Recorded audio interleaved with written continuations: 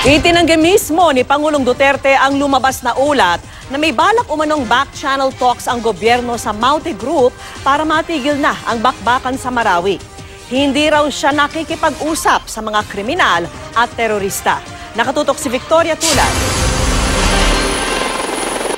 Pinabulaanan ng Pangulo ang ulat ng International News Agency na Reuters na meron siyang senior aide na lumapit sa isang prominenteng Muslim leader upang magkaroon ng back-channel talk sa teroristang grupong Maute nang bumisita sa 403rd Infantry Brigade sa Malay-Balay, Bukidnon ngayong hapon.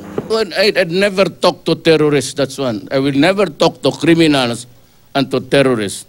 But I would talk to revolutionaries who are imbued with a principle of their, kagaya nitong MIMN.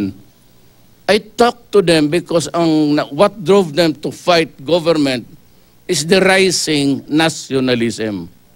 Kasi nauna nga sila dito, dumating yung Amerikano, nauna na pa ng Espanyol, then we were colonized.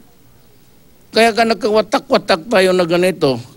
Nauna nang sinabi ni Presidential Spokesperson Ernesto Abella na ang Maute Group ang lumapit para magkaroon ng deal. Ang sabi ng Pangulo, the MIMN probably have started initiatives there.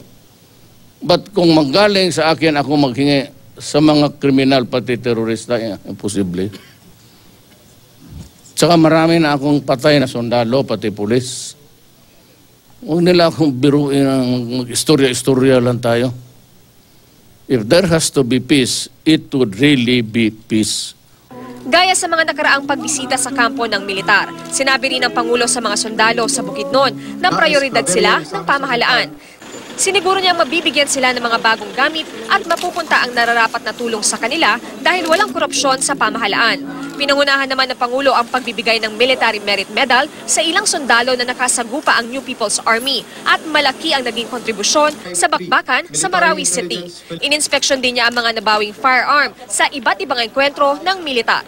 Mula rito sa Bukidnon, Victoria Tulad, Nakatutok, 24 Oras.